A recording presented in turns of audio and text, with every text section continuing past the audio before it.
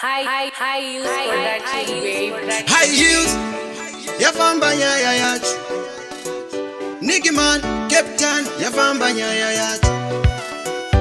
Mr. Rengo rikugowa sitarama bachi. Ndavakuda kuvaratidzani kechitateguru ndovaparura mabachi.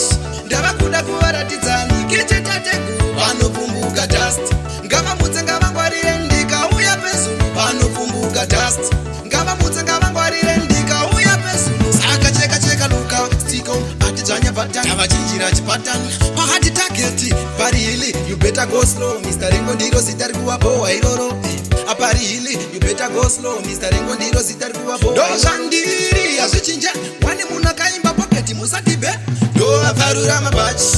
Ndavakuda kuvaratidzani kechitateguru ndovaparura mabachi. Ndavakuda kuvaratidzani kechitateguru vanopumbuka dust.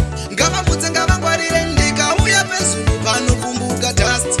Ngavamutse ngavangwarire ndikauya pezulu manje kuno ndo kubasa kwangu wandimiso nematsaga vanongo juma so ndo kubasa kwangu wandimiso nematsaga vanongo doma apa tiri busy kumaketa vari busy kuchallenge rega tonegwa zvinosvika ndemasensi tapoketa Mr. Rengo ndovaparura mabachi. Ndavakuda kuvaratidzani kechitateguru ndovaparura mabachi. Ndavakuda kuvaratidzani kechitateguru vanopumbuka dust. Ngavamutse ngavangwarire ndikauya pezulu vanopumbuka dust.